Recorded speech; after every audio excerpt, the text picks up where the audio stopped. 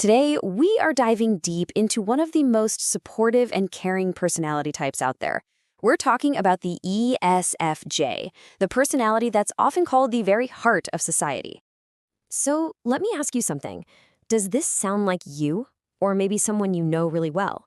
Do you find yourself just instinctively taking care of everyone around you? Like, you don't even have to think about it, you just do it. And are you the person who never misses a thing?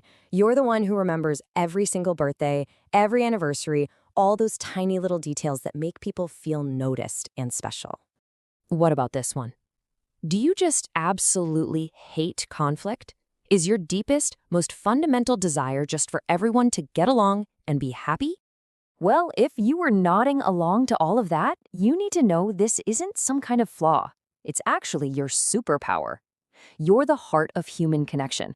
You're the social glue that holds families, friend groups, and even whole companies together. So what's really behind this incredible drive to connect and to care? Let's decode the ESFJ and take a good look at what makes the caregiver tick. See, there's an official name for this personality type, ESFJ. It's all based on 4 key preferences for how you interact with the world: extroversion, sensing, feeling, and judging. Let's break that down real quick. The E is for extrovert, which is why being around people actually charges your batteries. The S for sensing keeps you grounded in the here and now, focusing on practical details. The F for feeling means you make decisions based on your values and how they'll impact other people. And that J for judging, that's where the love of organization and planning comes from. You mix all that together and you get this incredibly reliable and warm person. And, this special combination has earned ESFJs some really fitting nicknames. You'll hear them called the caregiver, the consul, the helper, or just the support.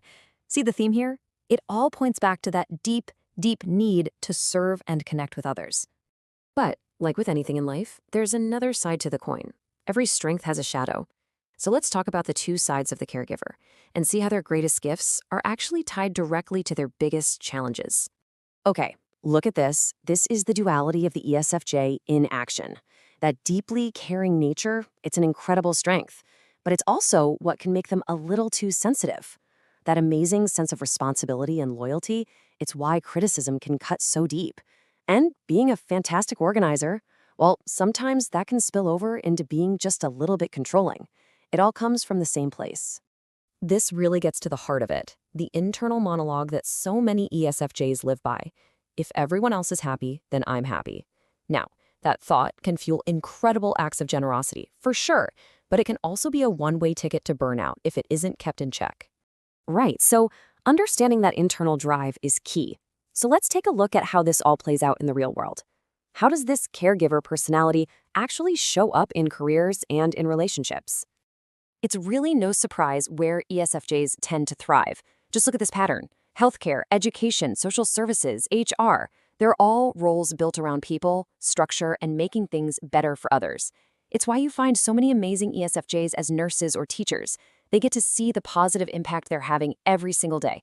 A job where they're stuck alone in a cubicle, that's just not going to work. And in relationships, it's the exact same story. ESFJs are the kind of partners who remember your favorite dish and have it ready for you after a tough day. Their love language is all about these real, tangible acts of service and just giving you their full attention. But here's the thing. They need to feel that appreciation come back. They thrive on clear communication and emotional connection. A cold or selfish partner is just about the worst thing for them. Okay, this brings us to what might be the most important part of our whole explainer. How does an ESFJ stay healthy and avoid completely burning out? Let's talk about finding that balance. Let's talk about the path to a healthy ESFJ life. Think of this as your roadmap. Just 4 steps. They're simple, but they're not always easy. Number 1, learn to say no. Seriously. It's not selfish. It's about protecting your energy for what really matters. 2, prioritize self-care. You know that saying, you can't pour from an empty cup? It was practically written for ESFJs. 3, accept that you can't control everyone or everything. You have to let go of that need for perfect harmony all the time. And finally, and this is a big one, you have to balance giving with receiving. You have to let other people take care of you for a change. It all really boils down to this simple but incredibly powerful formula. Caring for others plus a healthy dose of respect for your own needs, that equals a balanced life. If you take away that self-respect, that beautiful gift of caring can actually start to hurt. All right, so let's do a super quick recap. The ESFJ is the ultimate caregiver personality, totally driven by connection and harmony. Remember, their biggest strengths are also the source of their potential weaknesses. They absolutely thrive in roles where they can help people, but the number one key to their happiness is balancing that immense care for others with real, genuine care for themselves. And that brings us to our final thought for today. Whether you are an ESFJ or you have one in your life that you love, I want you to really think about this. How can you honor that incredible caregiver spirit while also making sure you're giving yourself the exact same care you so freely give to everyone else? एक कदम विकसित भारत की ओर।